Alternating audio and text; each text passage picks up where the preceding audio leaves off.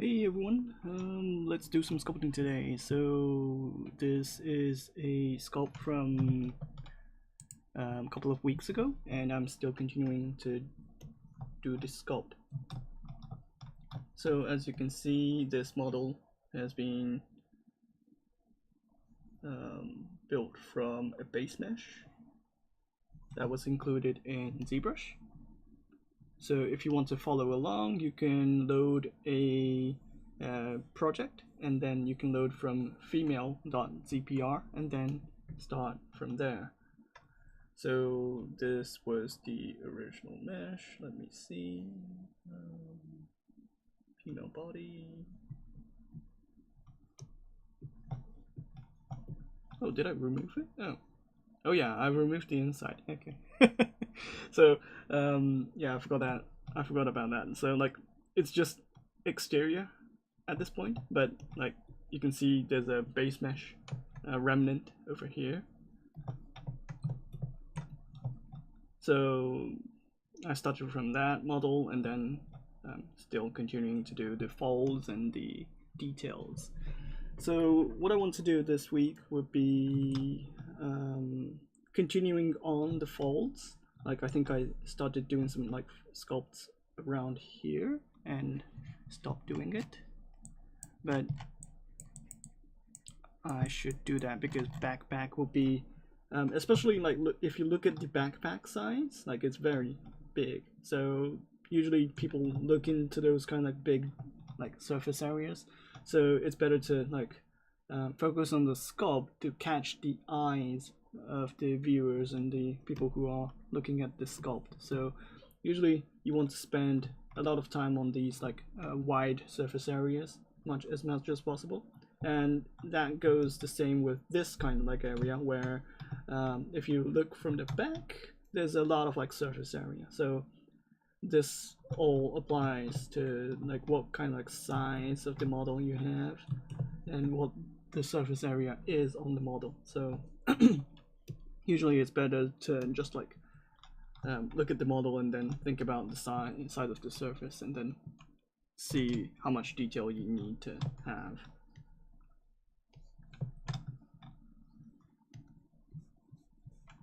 So usually you'd want to like optimize your like sculpting time as much as possible. If the detail is really small, like you're not gonna actually have people saying, oh, this is really nicely detailed,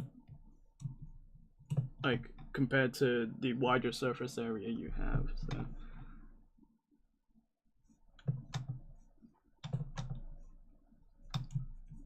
I tend to forget those kind of stuff, so I'm kind of reminding myself as much as saying that to the public. So so let's see, I'll just tweak some like brushes so it's optimized for like sculpting, like folds. I usually tend to like tweak the standard brush and then just lower my lazy steps and then just use that, since it will like generate some nice folds.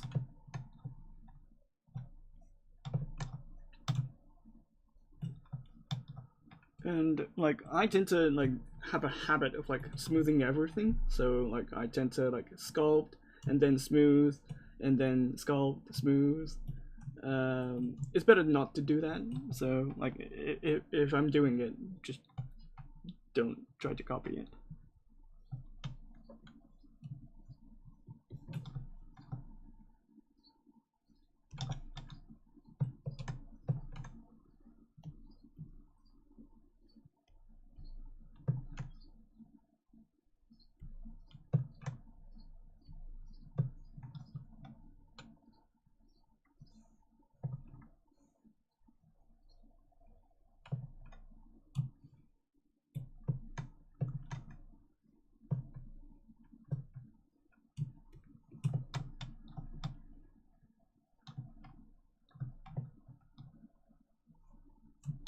Also, there's a couple of like small details, like there is a strip of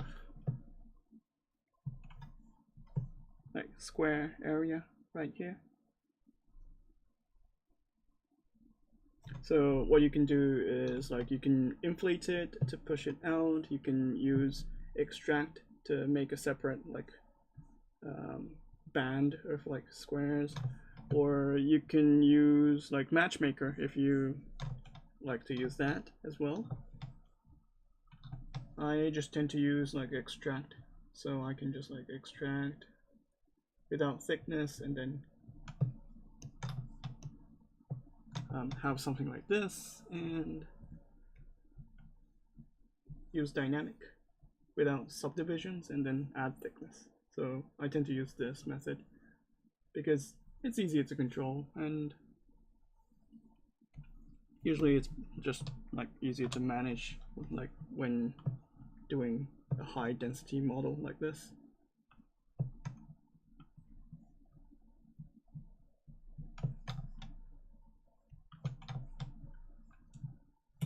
Also, if you have a mesh like this, and then if you want to like clear out the corners, one way to do this, it would be like masking the corners like this, and then using a polish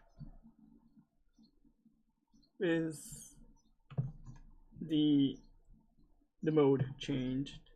And usually I just use the polish by features mode changed, and then it's gonna like smooth out the areas like this, so it has these kind of like surface. And then you can also use the standard brush to actually sculpt back the details a bit. It's not actually sculpting back the details, but like you can just follow the surface and then make it look like it's following the surface as well. Also, you could use the ZProject brush. So if you press Z and then you select ZProject, you can just like select one side of the surface, and then you need to look at the model from the front, but you can use the ZProject to project the surface like this, so it totally matches the surface that you have underneath.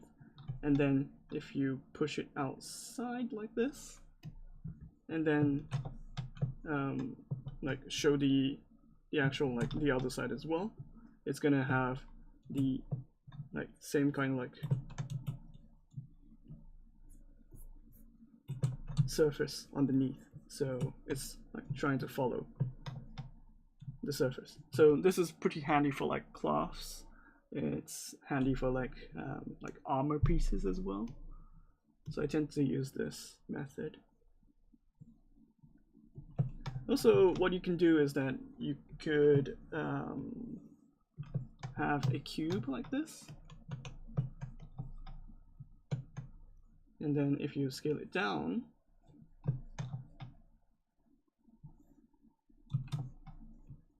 let's say like this,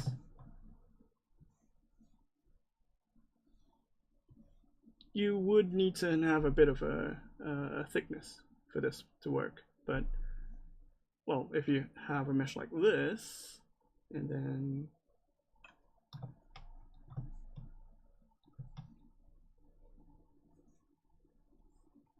if you use the Matchmaker brush, so if you press M and then press M again, you have the Matchmaker brush. And then if you look at the model from the front and then drag, you need to have enough resolution for this to work.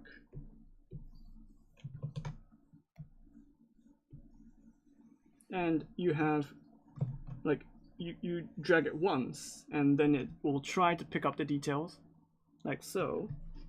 And then if you push the mesh like this into the surface, it will like match the surface detail, and you have the mesh following the surface, and you have a clean like square mesh, right?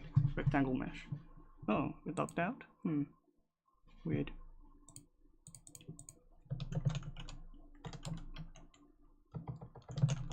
So I have a technical difficulties on the background, so just let me handle this.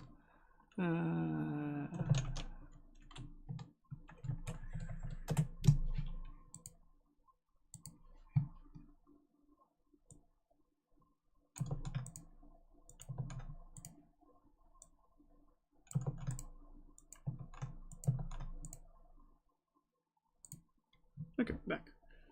Should be fine. Hello. So there's a couple of like ways to like tackle like having a rectangle on an area, and like if you want a bit of a like a randomness on the model, like you can just move it around. And I tend to use the method above, so it has a bit of like more natural like look, so it's more like twisted, it's like more changed. You can use the method I shown, like the Matchmaker brush, if you like. This is more clean, like so it's more control. So there's multiple ways to like go about this. And let's say we like to have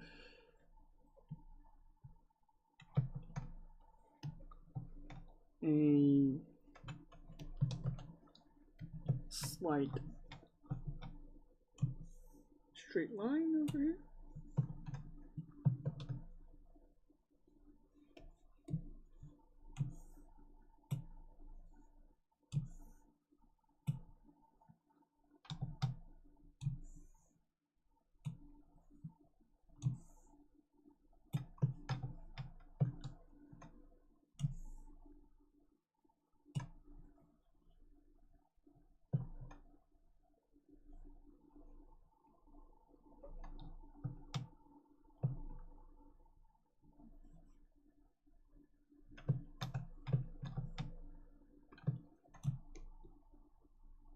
Also, you can always clean up using the smoothing brush as well.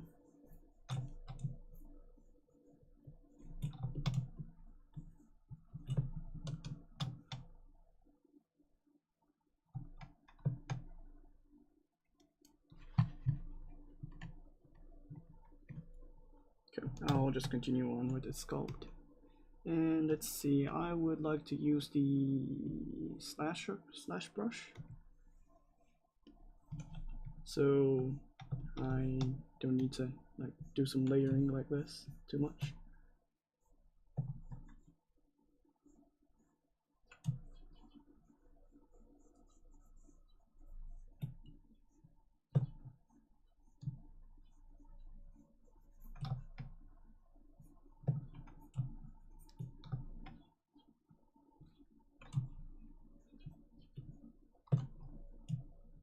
What I like about the slash brush is that like you can add a bit more like randomness to it. So if it's more like creased and detailed and like it's like wonky, like it's very handy to have those kind of folds happening.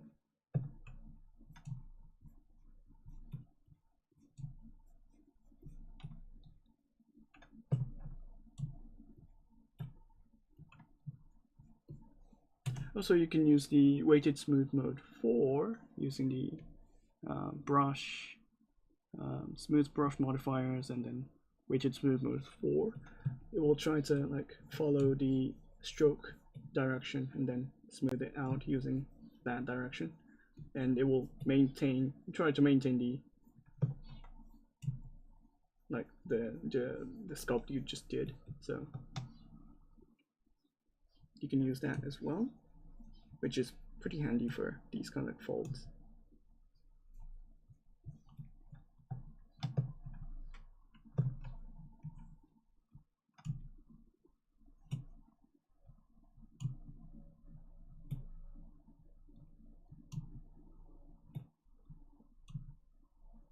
Oh, by the way, if you have any questions related to ZBrush, feel free to ask.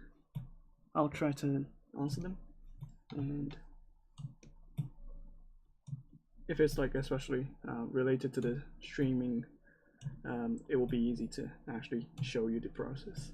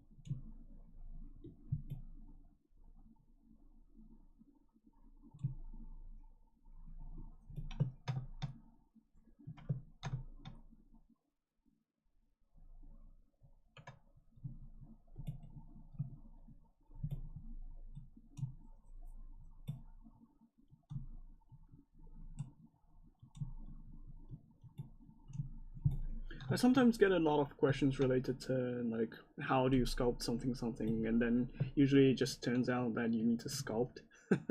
like me just like sculpting the folds right now. Like there's no feature that would be able to like just like do the sculpt that you want instantly. Like you just need to like get your head around like some shapes and then just do some sculpting.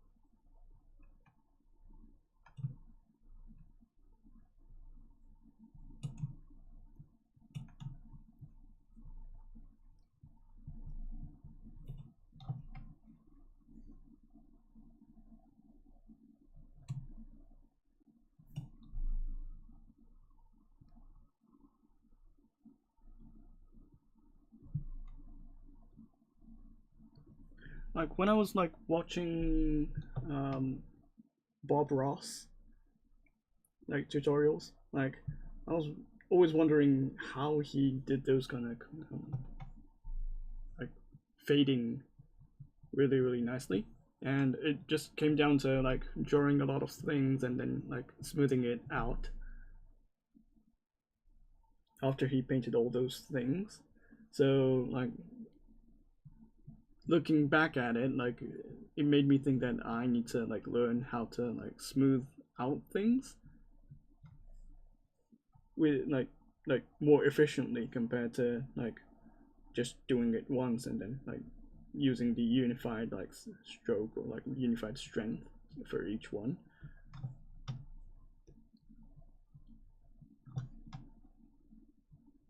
So if there's like weakness and like strong parts, and then you have more variables when like smoothing out things, I think it will like have a better like effect on the model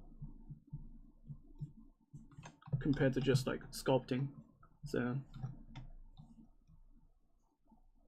that really made me think about like smoothing.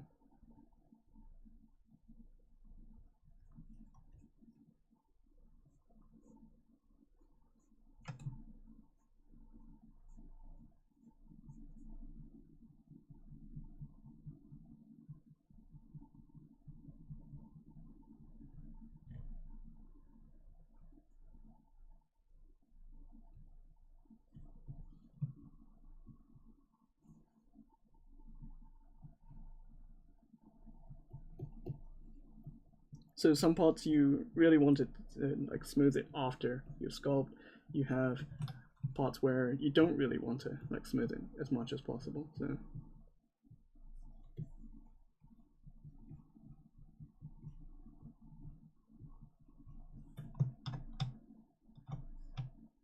having those variables would have a better effect on your sculpt.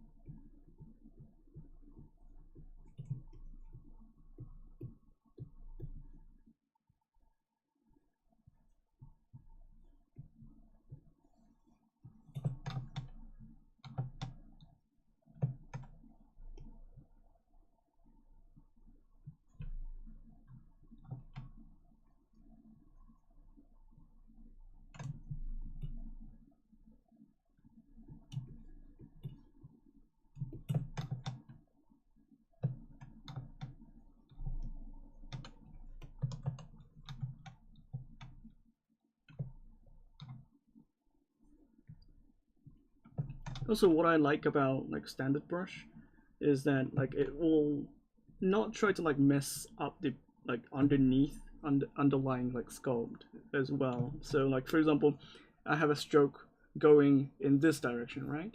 But if I do a stroke like this, it's not gonna like destroy the sculpt and like over the top.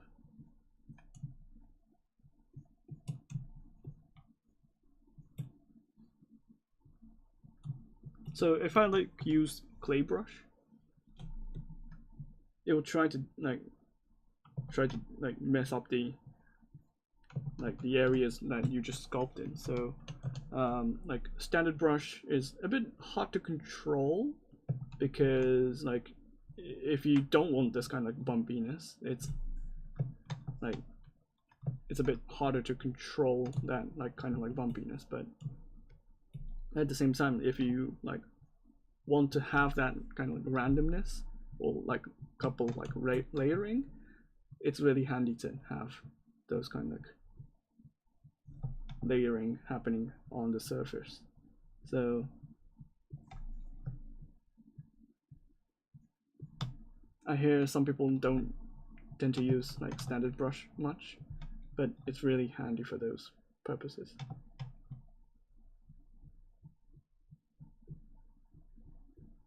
I do understand people like to use like clay buildup brushes, but sometimes clay buildup will destroy the sculpt that you just did on the top.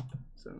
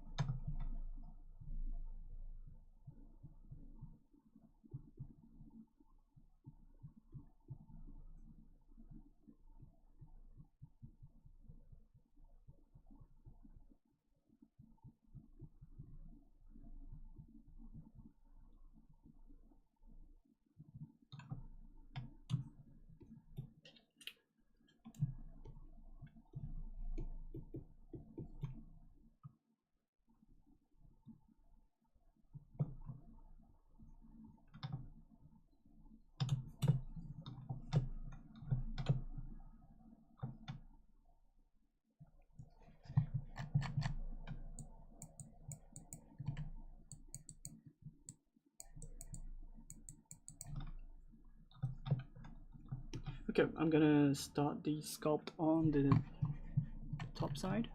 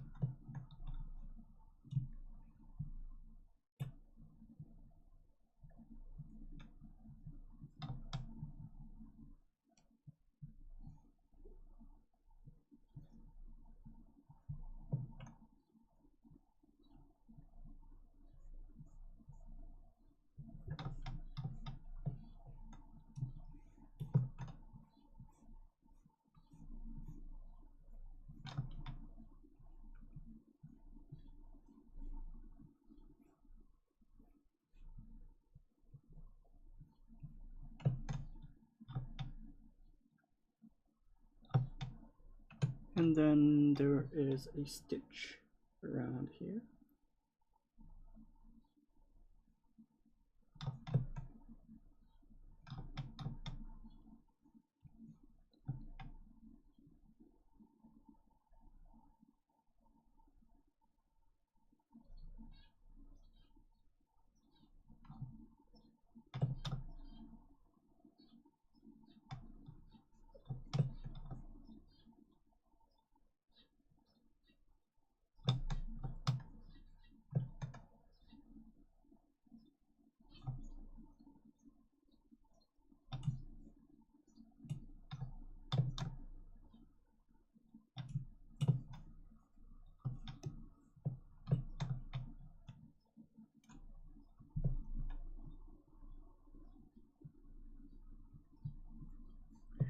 Also, it's better to use some kind of like a damn standard brush, so like you dig into the surface, so it looks more like an actual like layering of the cloth.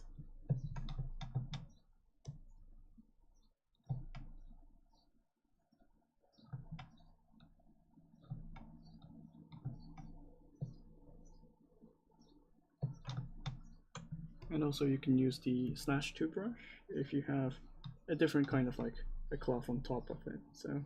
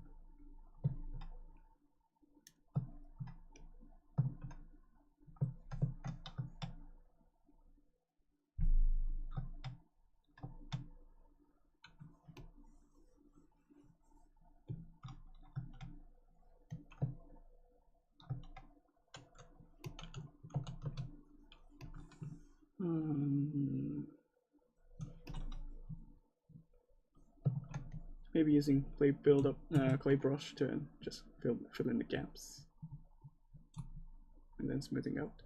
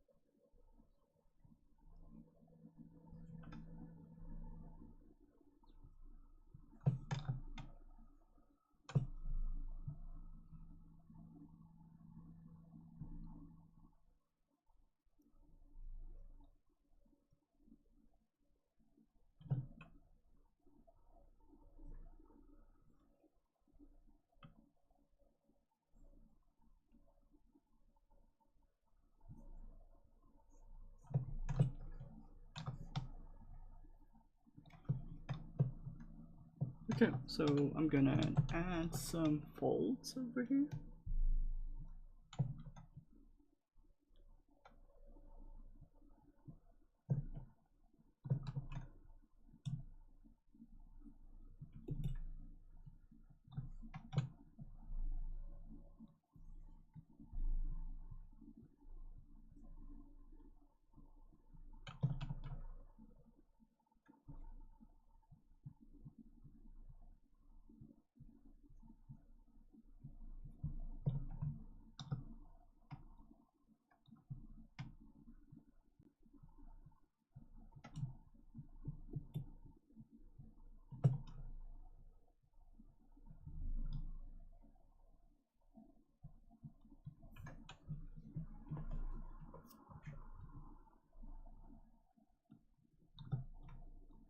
Hey, welcome.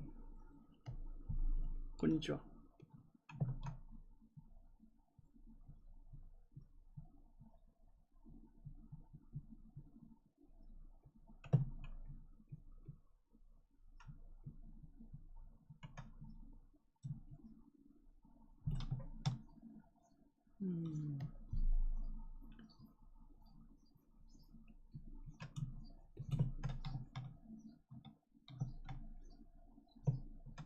I'm looking at the reference image, but like it's pretty like hard to actually replicate the folds.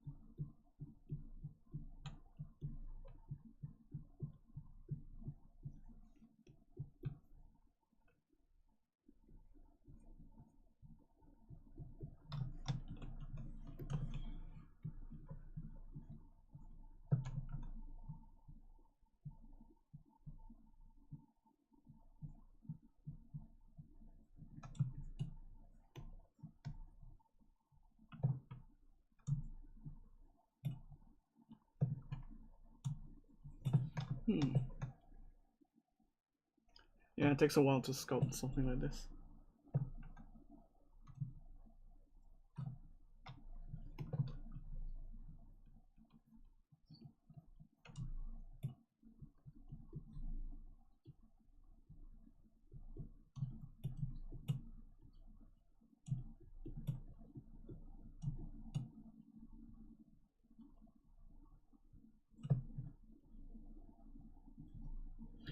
if you have any questions, let me know. I'm just like simply doing some sculpts. So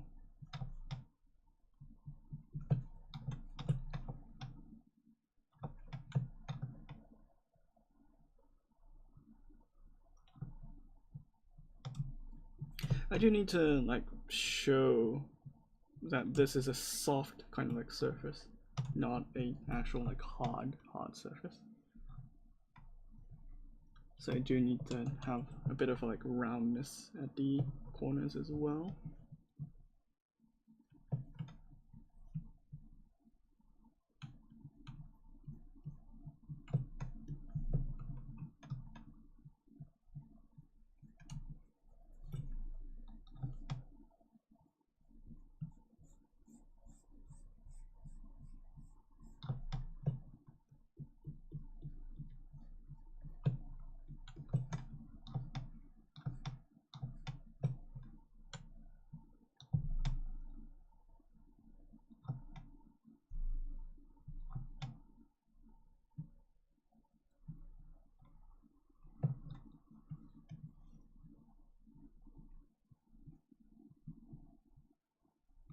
Also adding a bit of a dent on the surface, so it doesn't look really straight and uniform.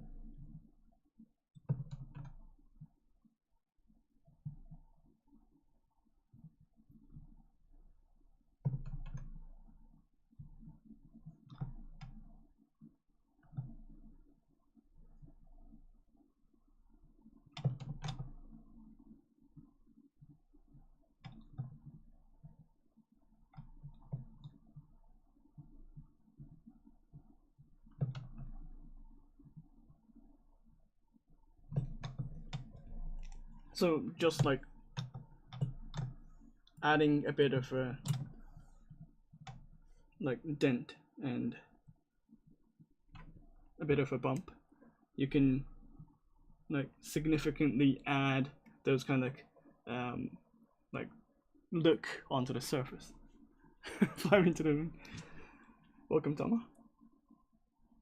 So like if you look at the left, it doesn't have any like depths and bumps, but if you look at the right, you have a bit of a wider like bumps and like depths and what do you call those,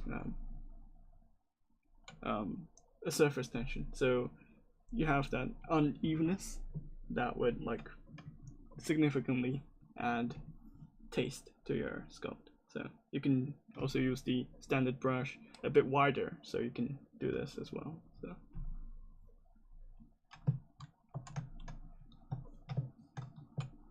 So on the surface it looks like this. Hey.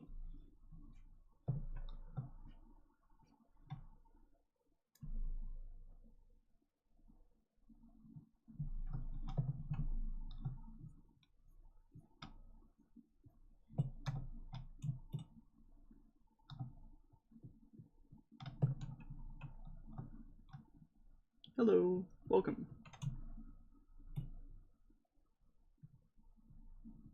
So for me, like sculpting these kind of like fold is really fun, always fun. And like I tend to like do these kind of hard like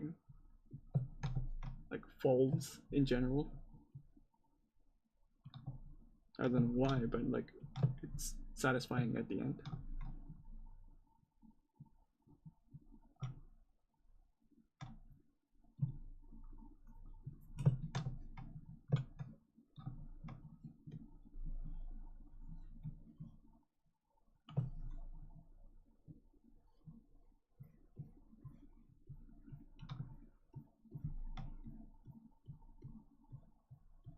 Also, like you can see that on the corners it's a bit more intensified, like intense, but in the middle, because you don't really have those kind of tensions, I'm like using a like weaker stroke or weaker intensity on the surface.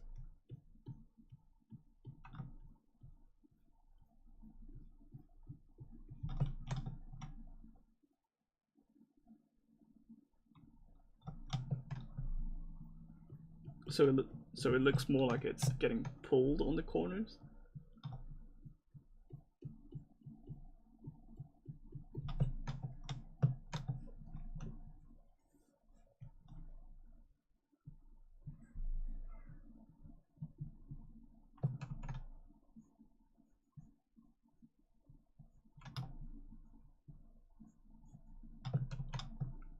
So this was like vertical. Now if I do something horizontal, it's gonna add a bit more like detail. And like you can like add horizontal lines and vertical lines, but in a different like intensity. So you have those kind of like cloth like texturing and the folds at the same time. So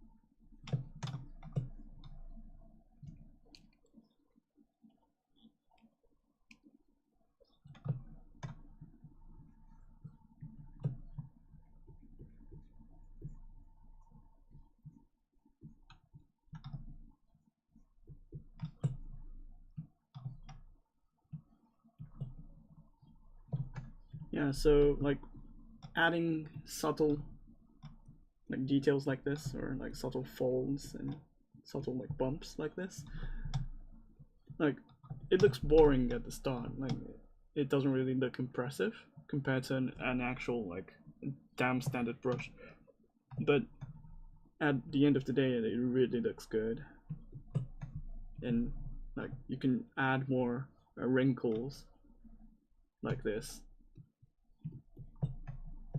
without some like a strong crease, but it would like intensify your like sculpt really nicely. So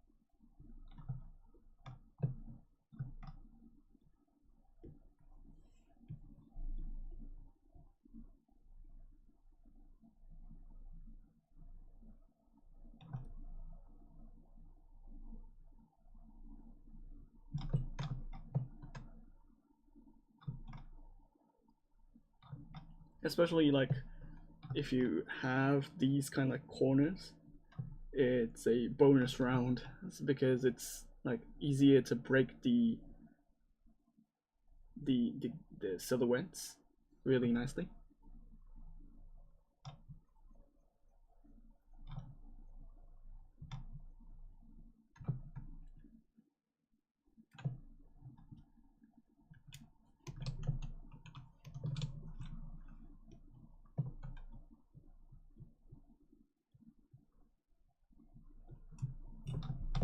And then if you add these kind of creases as an extra point, you're gonna have a really nice looking sculpt.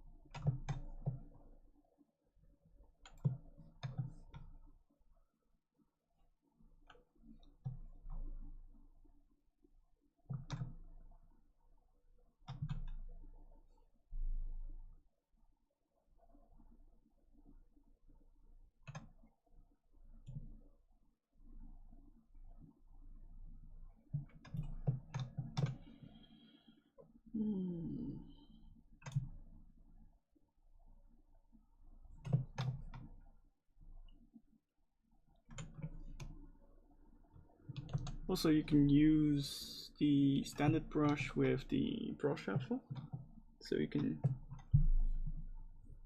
like slightly dig into the surface, but not like pinching, and then you'll have something like this, where you have these kind of like harder creases on the surface, which will like enhance your like folds a bit more.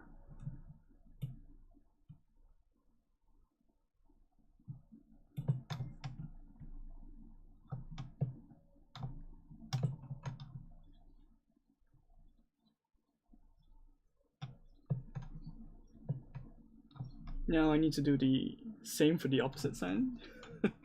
So I'll just need to like repeat, rinse and repeat.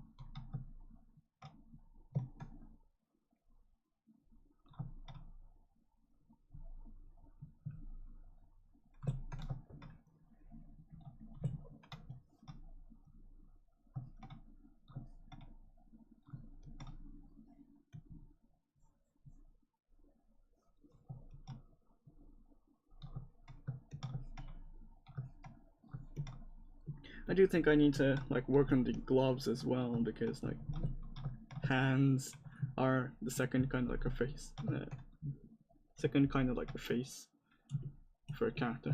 So hands are really important.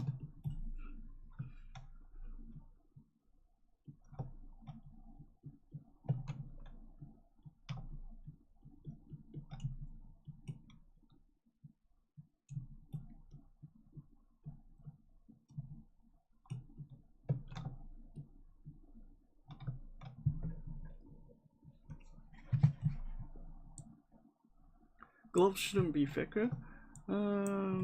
Depends on what glove. Like, I'm looking at the couple of like images, but like some are really thick, some are really thin. So it's really hard to say. But like, yeah, I agree, because like, if it's too thick, it's hard to like grab onto things. So there's like paddings and like rubber padding, but at the same time, like the parts where it like touches the surface is a bit thin. So yeah, like like I have an image here, but like for example, this is not like like affected by any air pressure. No, then like it's not outside of space, right? But if you go outside of space, like it's a bit inflated, so it looks more like wrinkly and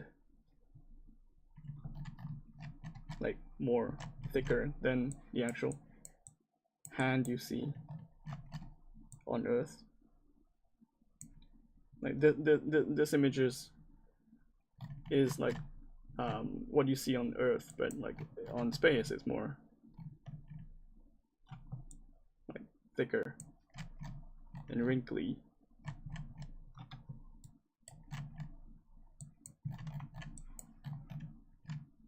And like there's a couple of like types of gloves, I guess. So this has a rubber padding. This doesn't have those kind of rubber padding, but this side, I guess, does. So I don't know, there might be a couple of differences, but like for example, this one has both the same kind of gloves, and this is a older era, so it has a different kind of glove. Yeah, I started the sculpt from scratch. Well, I started the model from a demo female.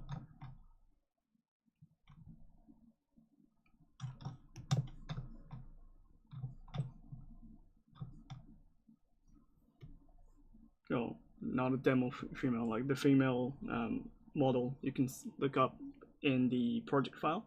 So I started the model from here, and I ended up here. And I'm looking at the references, but like it's not perfectly one-to-one, so it's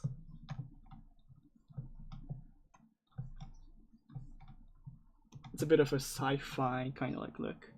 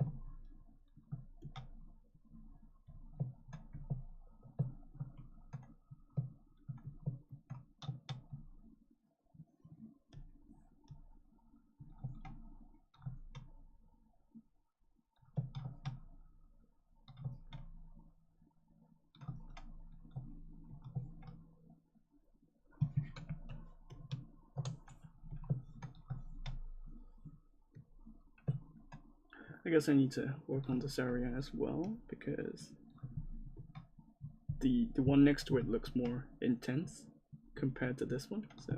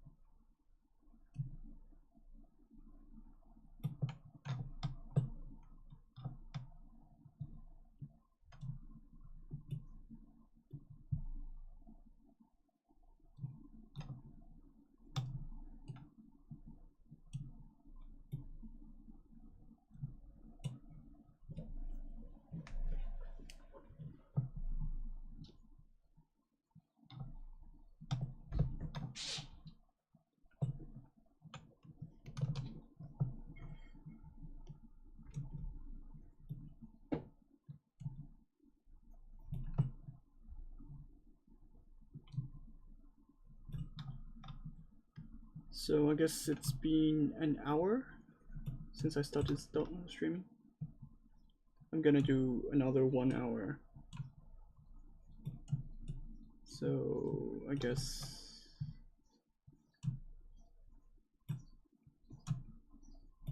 $60 minutes from now.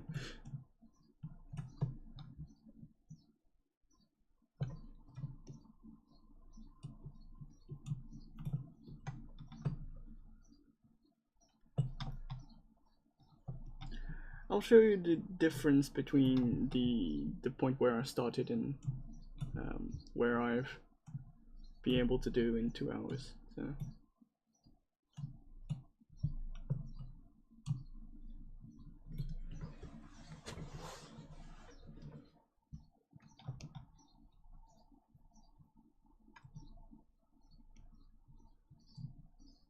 Sometimes you can achieve a lot when you're like just working on base meshes, but like if you're working on details like this, sometimes it doesn't look really different before and the end, but these folds I guess will be pretty much significant compared to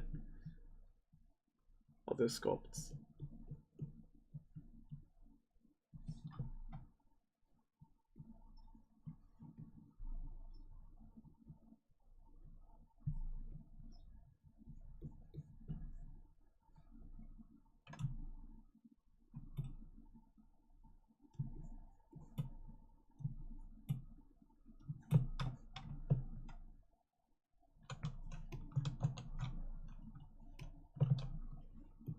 I haven't been able to like do any like personal sculpting lately, but like I really want to do a lot of like sculpting.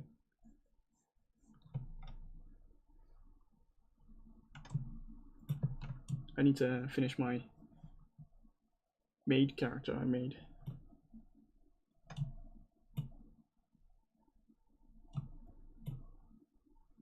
Also, my printer just broke down recently. I need to spend money and try to get it fixed, so.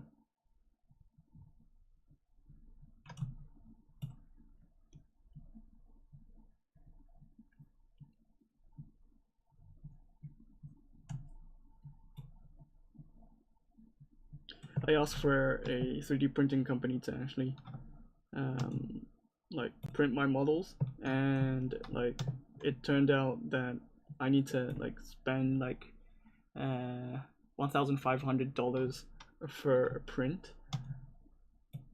and after that like I had to like pay the similar price to get my printer fixed as well. So like I'm like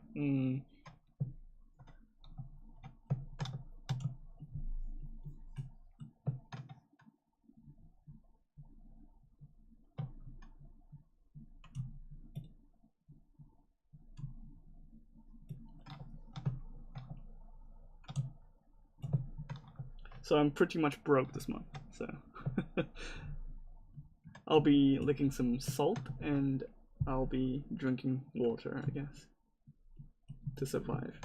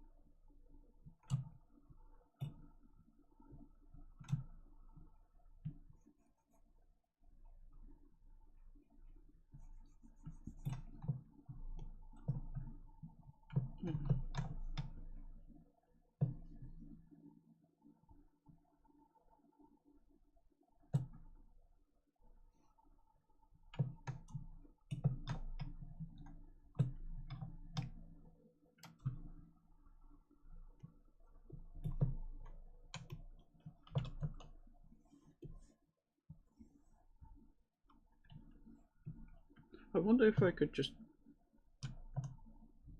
grab this area.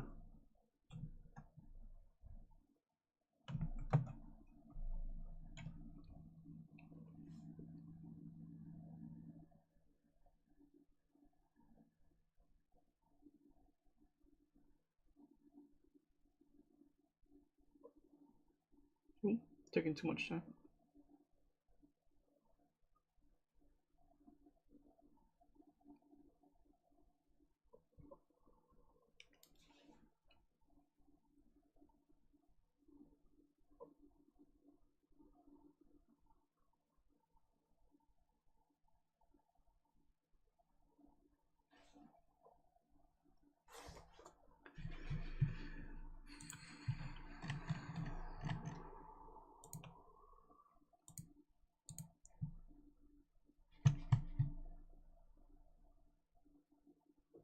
Where did I do? Wait, where did I do the save?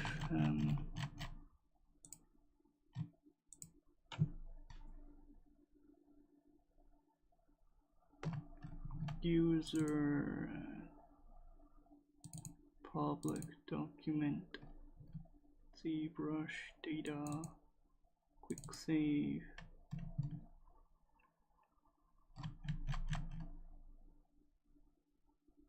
Oh, 15 minutes ago.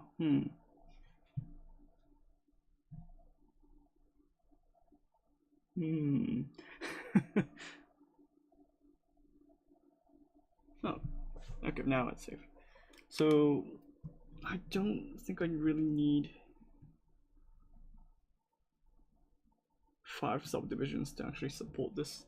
So I'm gonna use the grab by pressing G and then try to extract the surface detail.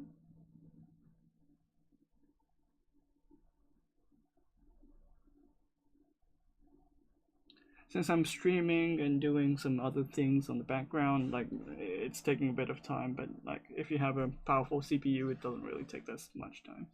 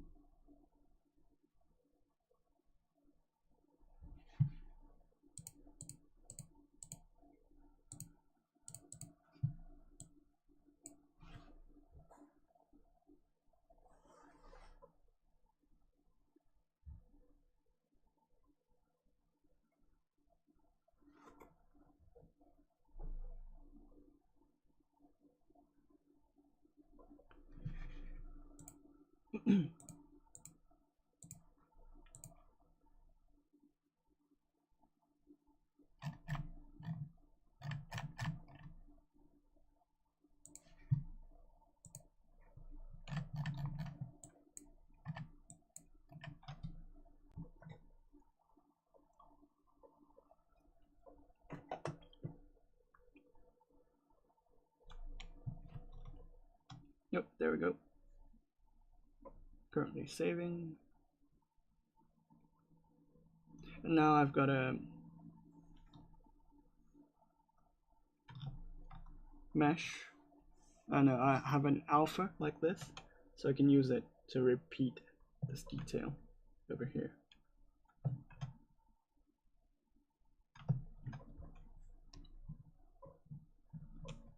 I just need to add a bit more detail. Hello Daisuke-san, what would be your usual workflow on character shoes and boots? I just extract the leg and then just try to like build upon it.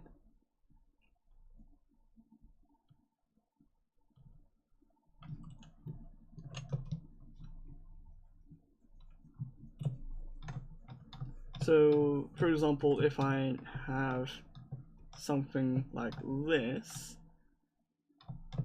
I can show you some examples. Like, let me see. I can just like save the quick save.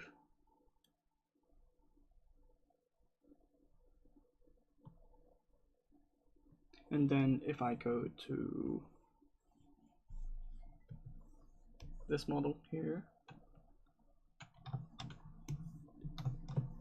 So when I'm usually when I'm creating like boots, I just use the mask lasso to like select the area of the leg that you would like to cover, and then use the subtool extract, and you have a mesh like this, right? And then you don't really need this area because like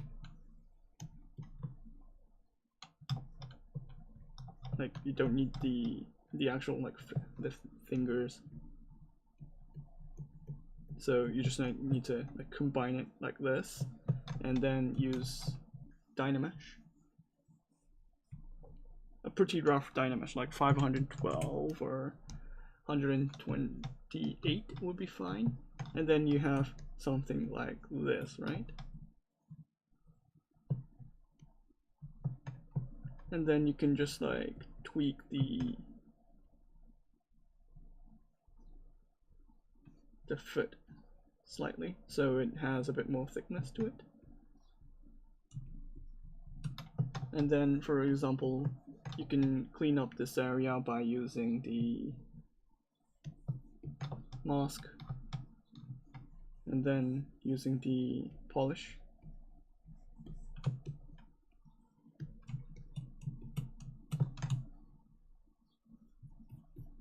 Like this. And then if you want the rubber on the bottom part, you can just like select the area like this and then extract without thickness again and apply. So you have something like this, and then you can squish it down so it's like completely flat.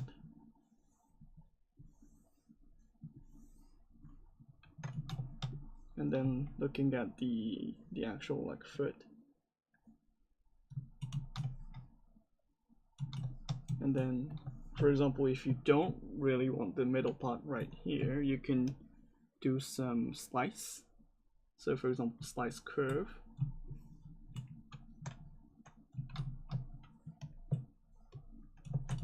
and then you can cut it like this, and then you can just remove the middle part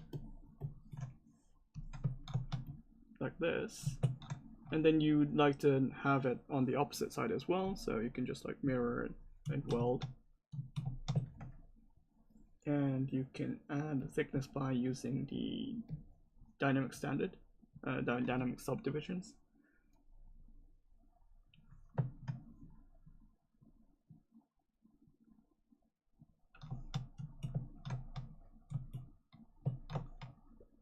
This is odd.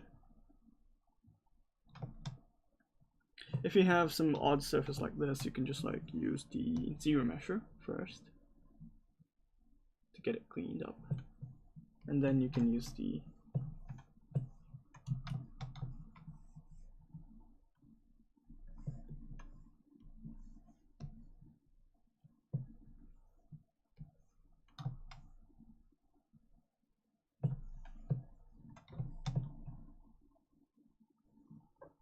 I guess it's something to do with the corners. Yeah, so it has a bit of like a problem with the corners, so should be fine now. Yeah, that's fine. So you can use this to add some like bottom portion of the boots, and then you can start tweaking by using like inflate.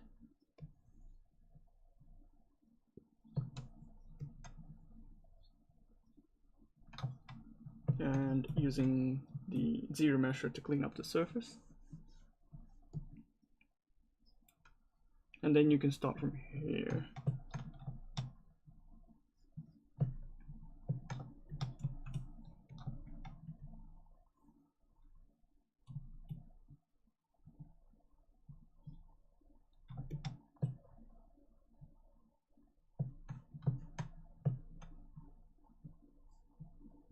So this is how I typically get the basic like shapes for the boots, and then it's just like rinse and repeat. I just need to like add some details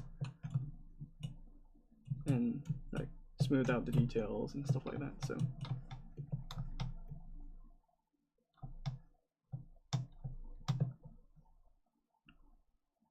yeah, also like Sakaki has a different kind of like workflow. So Sakaki-san's like tutorial will be really nice to like watch. Like his stream is like really nice to like see a different kind of like approach to things. Like he does things in a ZModeler like approach, but I tend to like do the Dynamesh and ZBrush approach. So sometimes it's a bit different.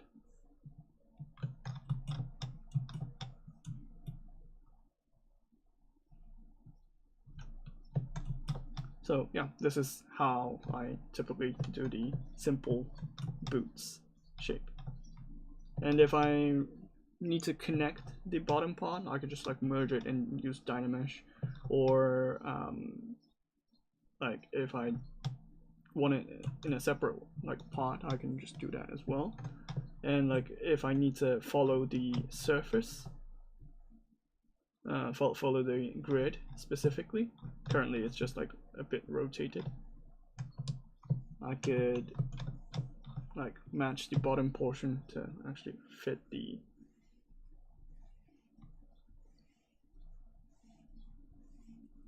fit the axis like this.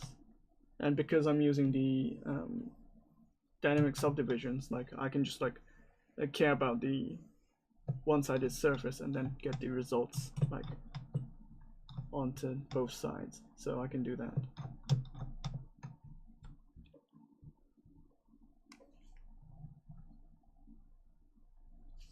Topology brushes? Oh, thanks, Toma. Topology brushes, wow. For the rubber surfaces, I kind of like get it, but like for boots, I think it's a bit of a older workflow, because like for boots you could use the like extract and then clean up, or you can also use the newer way of things. Like for example, you can insert a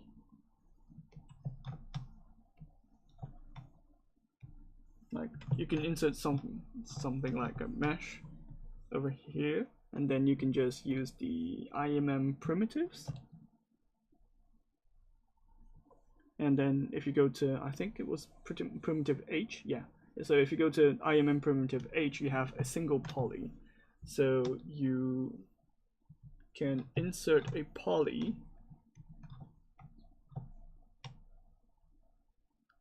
like this, right? And then you can just like remove the original sphere.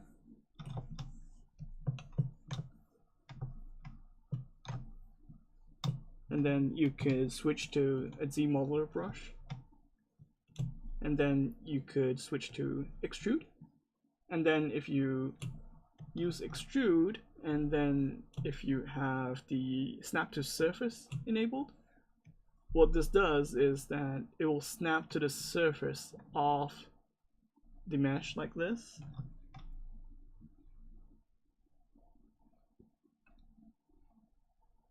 And also you can change the move brush to the snap to surface. Well, the ZModeler move setting to snap to surface like this, and it will like follow the surface, and you could get a like topology like this. And then like for example, you could do this to an entire loop as well.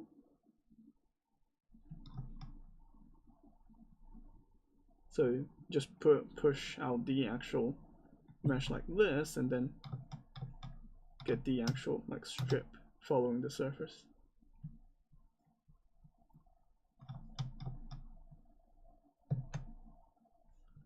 So for me, like it's better than like topology brushes.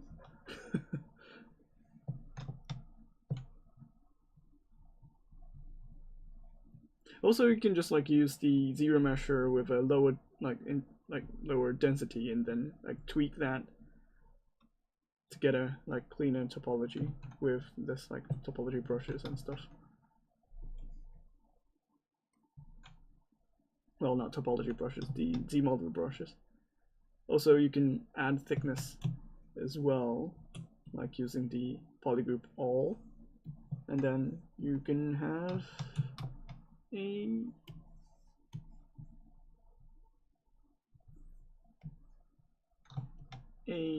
what do you call those? The places where you like put the like shoelaces and stuff like that on like this. So you can like remove the areas that you don't really need on the front side, and then like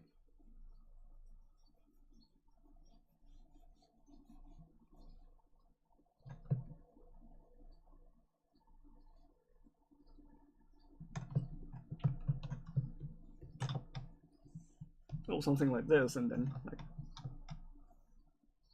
place your other shape accordingly to the boots.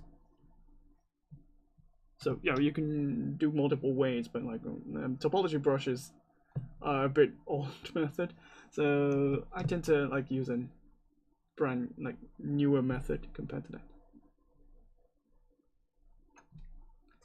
Western teachers or instructors tend to have some really outdated workflows.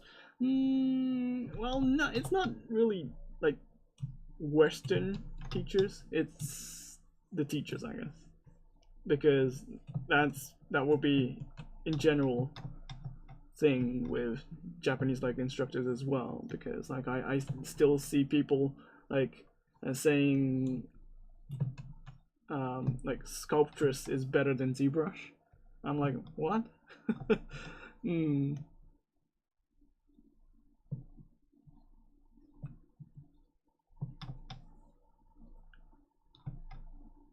I don't see industry people using like Sculptress that much. Like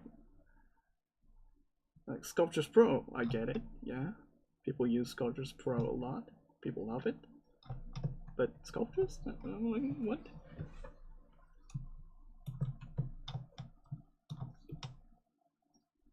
So yeah, you can do something like this pretty easily.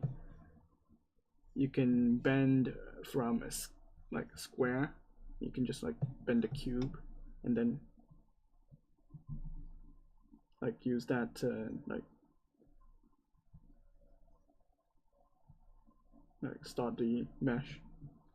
So you can use the ZModeler brush to get the basic shapes done with the boots. I tend to use the Dynamesh and the ZRemesher method. Some people tend to use extract.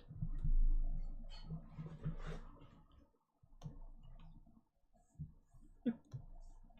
Pretty simple.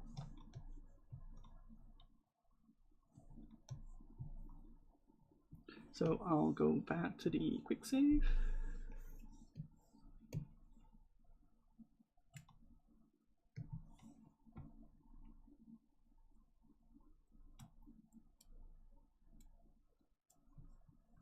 Okay, so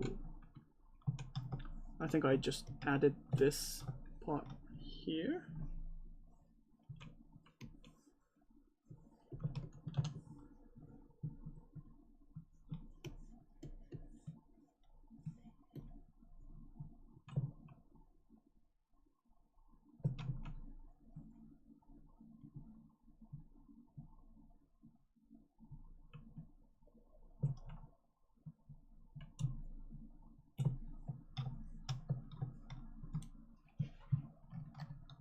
Like in general, like some instructors don't really like learn new stuff. Like they stick to the old method and they teach a really like old like style of like technique. And I'm like, guys, you need to update those kind of skills. But I get it. Like some people like tend to like use an older method, like even though they're not really teaching people, it's the same.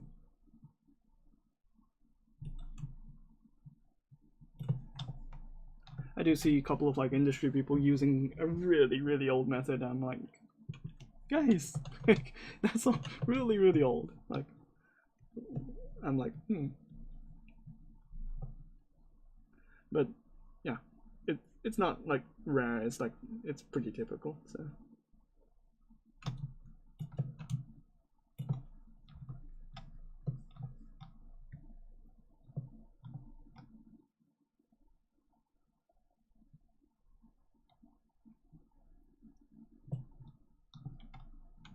I hope people like learn new stuff from my streams or like Paul's streams or like Ian's streams, and like every like streamer is like showing new stuff and like their own techniques. So I hope people would like look into those streams and learn a thing or two.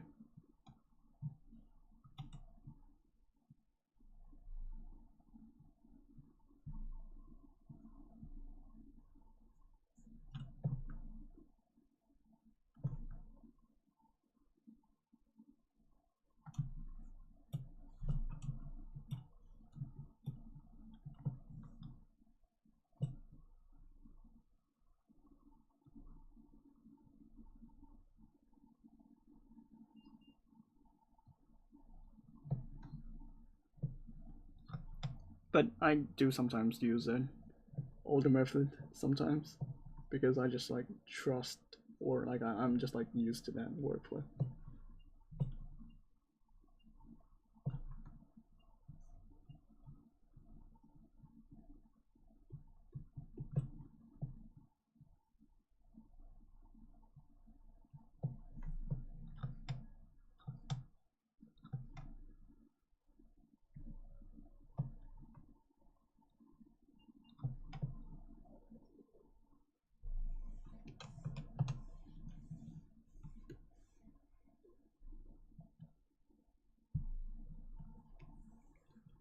Also, in ZBrush, there's a couple of like alphas that people could use.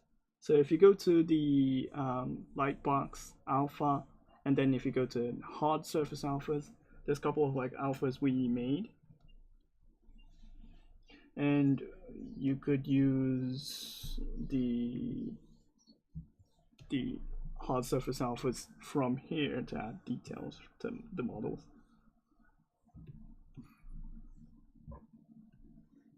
Oh, thanks.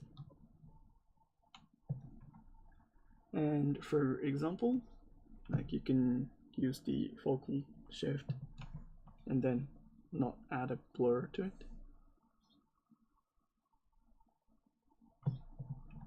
But like for example, if I draw a like an alpha like this, and then if I draw an alpha like this, both like sides are different, right? But if I use the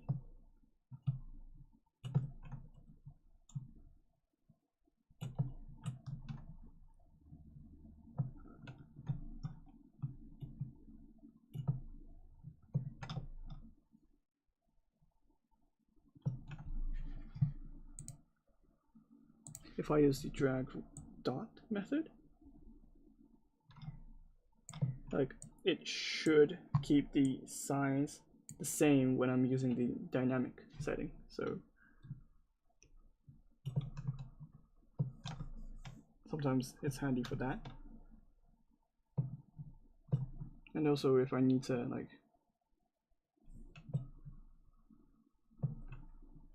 change the intensity, like for example, I had the intensity in 72, I guess, no, 95, but if I have it into like 72, and then like, oh, now I want to change the intensity, like I don't want this to be this much high, like I can go back the history before I did this sculpt and then go to the newest undo history, and then I could use the like adjust last and then like tweak it slightly like this, right?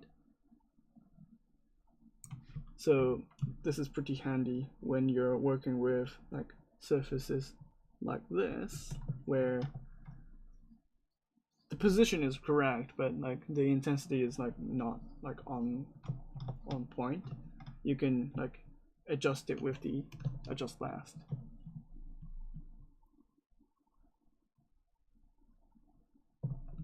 You could just go back to the place and then just draw it again, but like if the position is correct, like you want to maintain it, right? So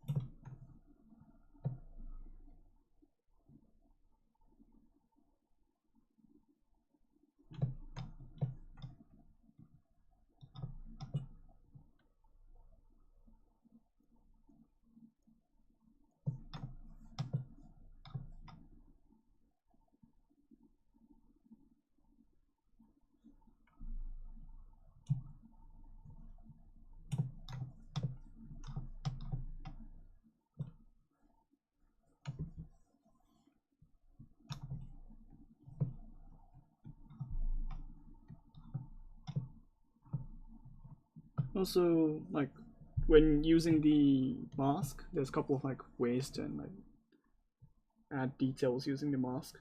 Like for example, if you mask it like this and then use the standard brush like this,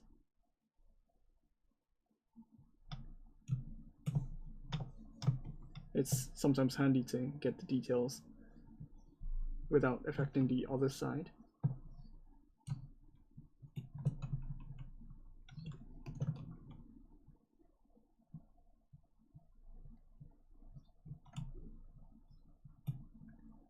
It seems obvious, but like sometimes you forget that you could use masks at the same time. So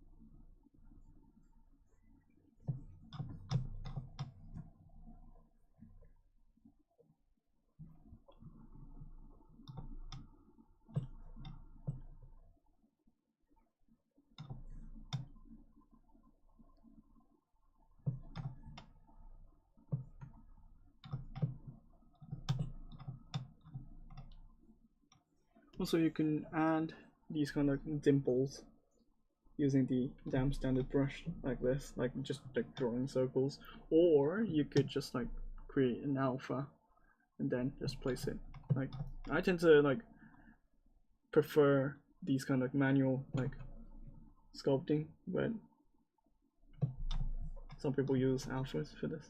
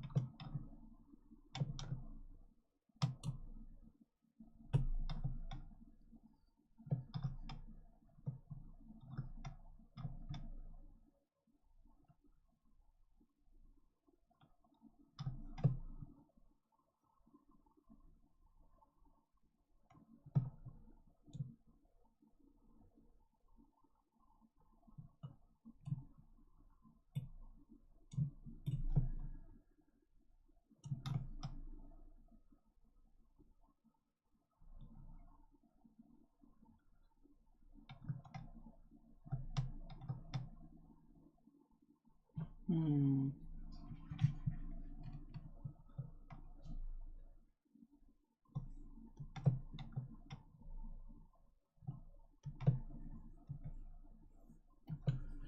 think I should like extrude this area. So let me get some detail over here.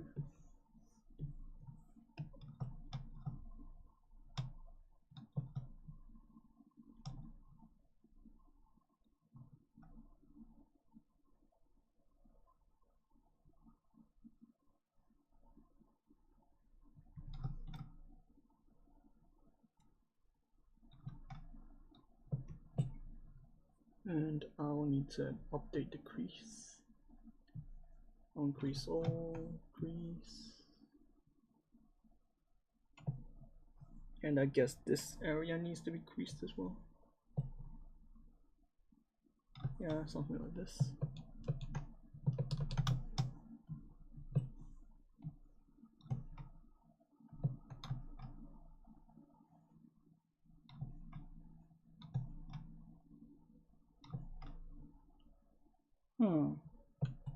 Maybe not this area. Needs to be a bit more on the front side.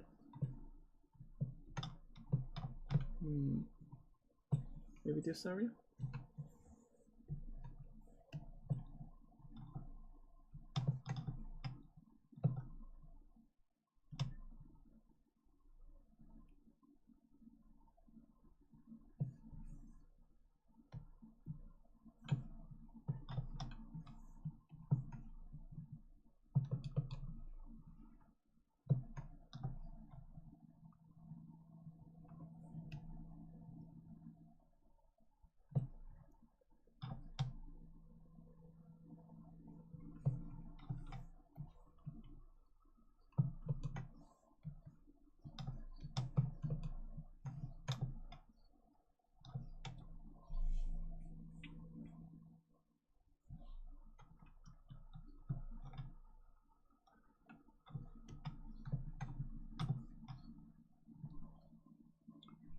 And also I think I should add a bit of a panel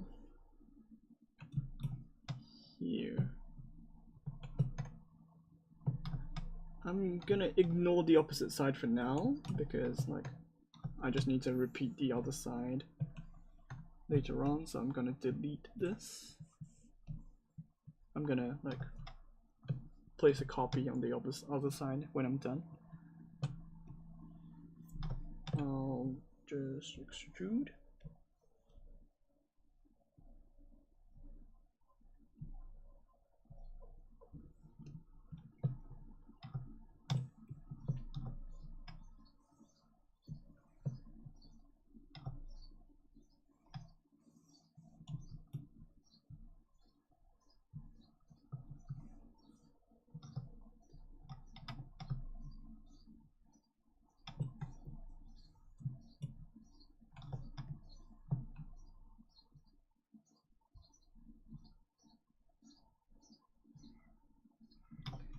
And let's see, I just need to cut some areas where I don't need some details. Insert.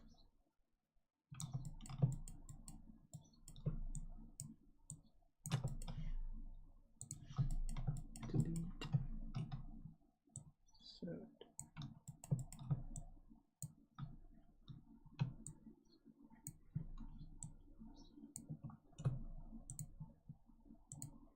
Delete, and I just need to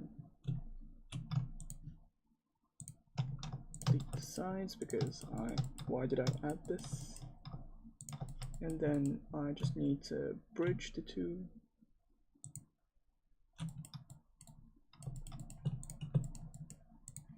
Oh wait, oh, did I not add the other side? Oh. Okay, then I just need to delete this and then add the inside.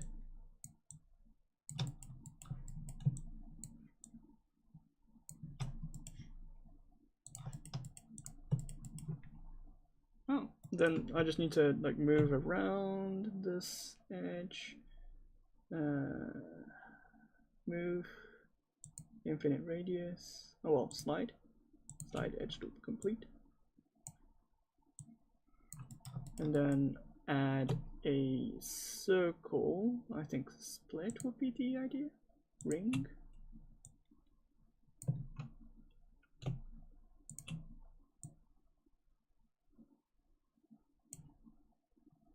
Then repeat.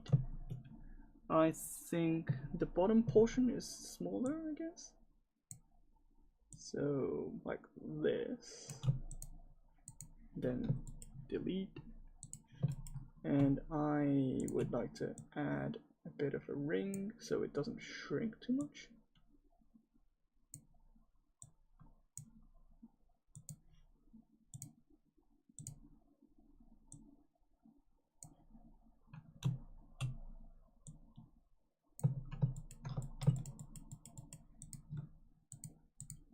And now I would like to add thickness.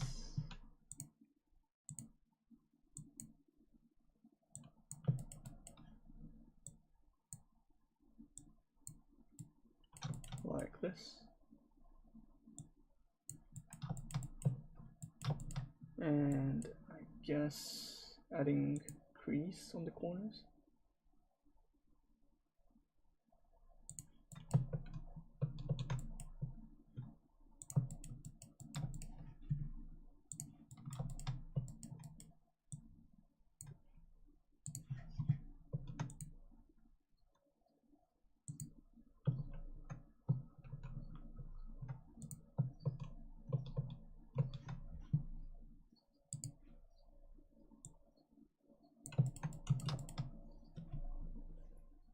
And then I would like to add a lens inside. So currently I would like to copy this, delete the lower subdivision levels, move the arrow so I could add a polysphere. And I don't really need the opposite side, so I could flatten the other side like this.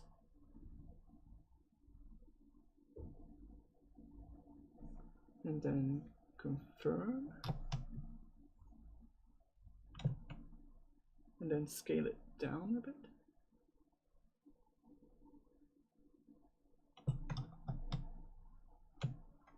And then duplicate, move it down, do the same thing.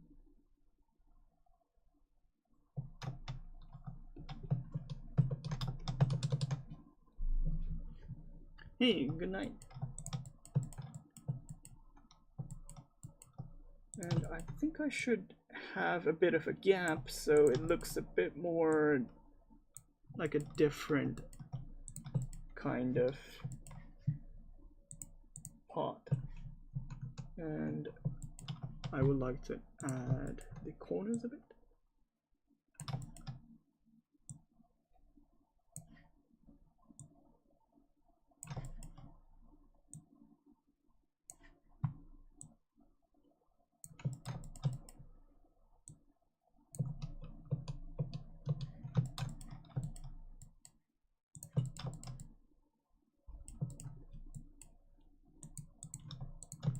And then let's see.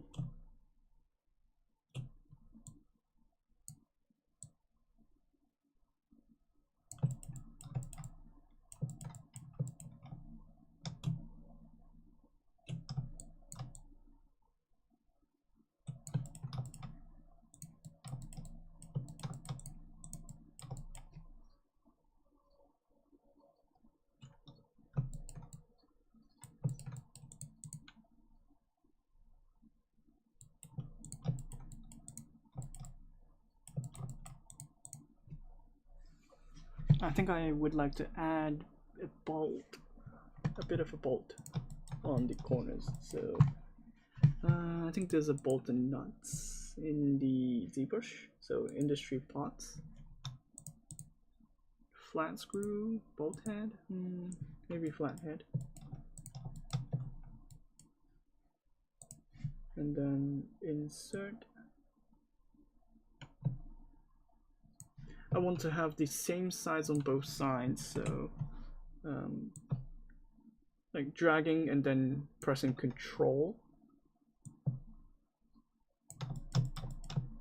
would draw a same size of the IMM brush. So I'm going to use that.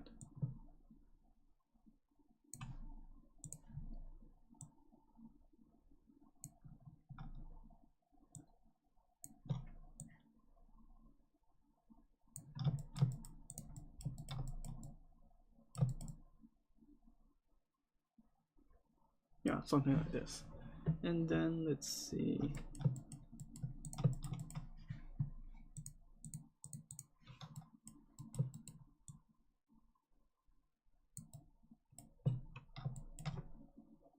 I want to do some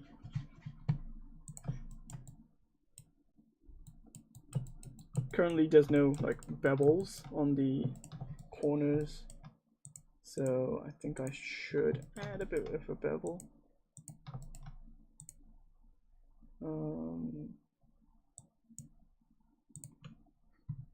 Bevel, edge loop, bevel profile, no, crease, bevel.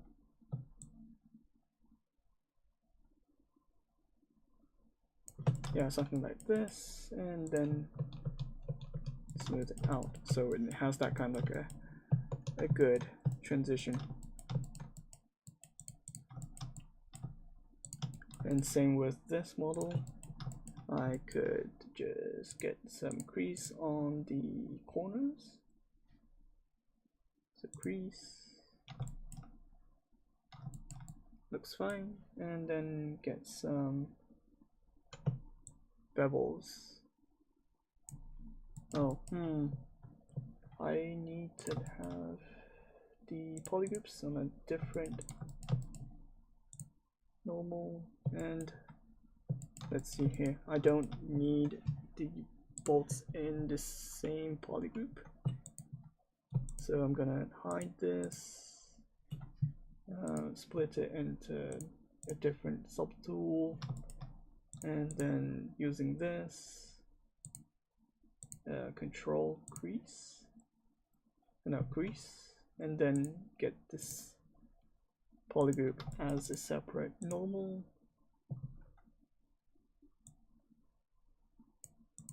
like this, I guess.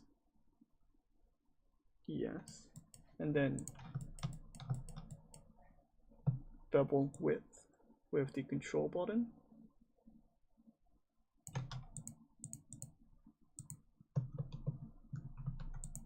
Oh, I don't need this on a separate plane, I guess. Should be like this.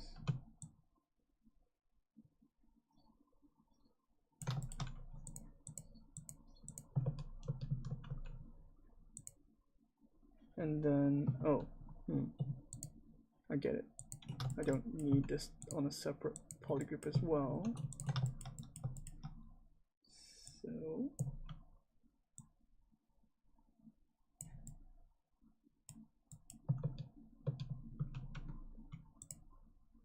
and then I could add another crease.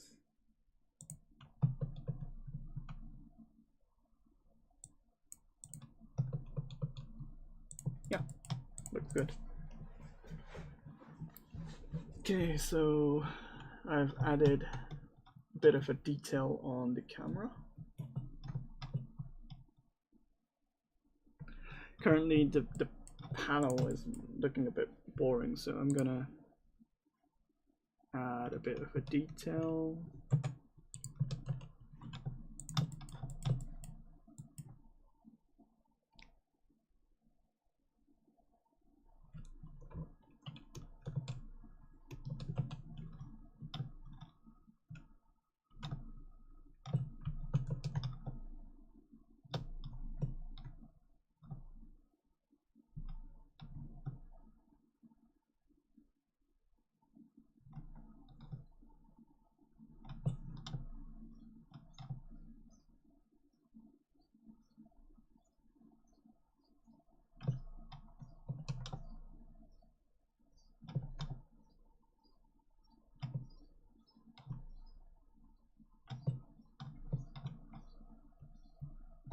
like this.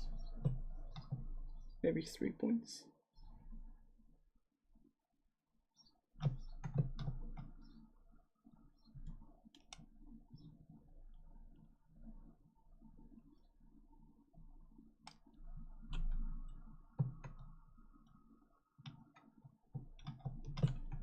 And then I think I should add the same kind of like cloth around this camera.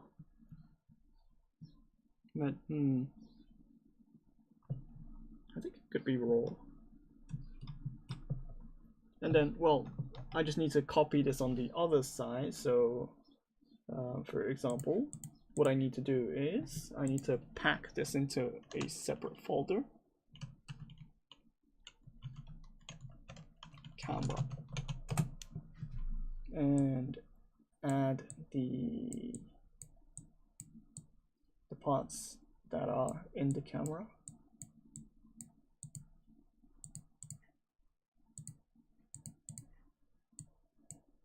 So up to this point. And then I can just duplicate this.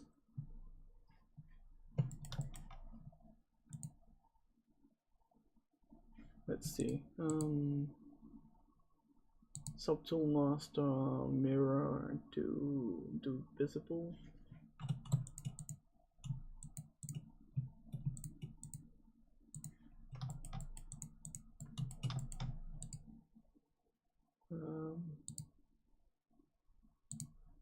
Mirror folder only.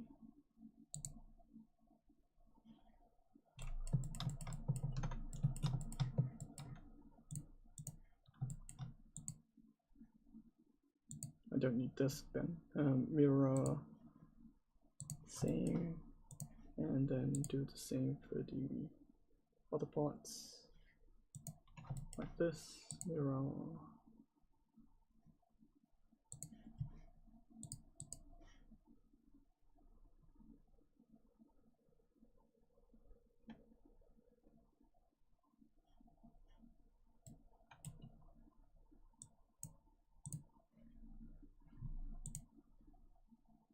Mirror. Mirror. And now I have the mesh on a separate like axis, but now I want to like have this into a separate like folder. So I'm gonna select this area and then select a new folder. Yes, and camera 2, and then move this so it snaps onto the other side.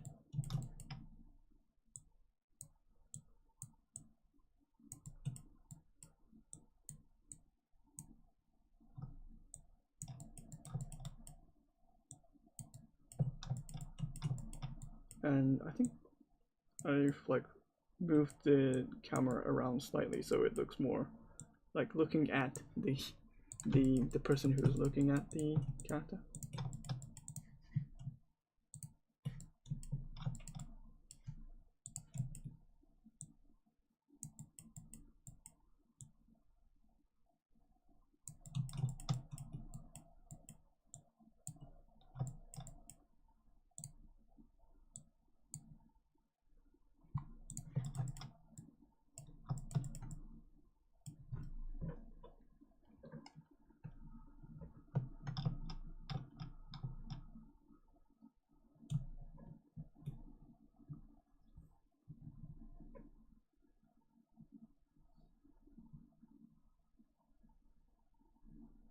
Okay, so I have the backpack, the camera, and the detailed folds that I sculpted today, and I think I'm gonna end my stream here. Hope you enjoyed. And next week I'm gonna start doing the gloves, I guess, and the boots. Not the next week, the next week. So the 2 weeks after this stream.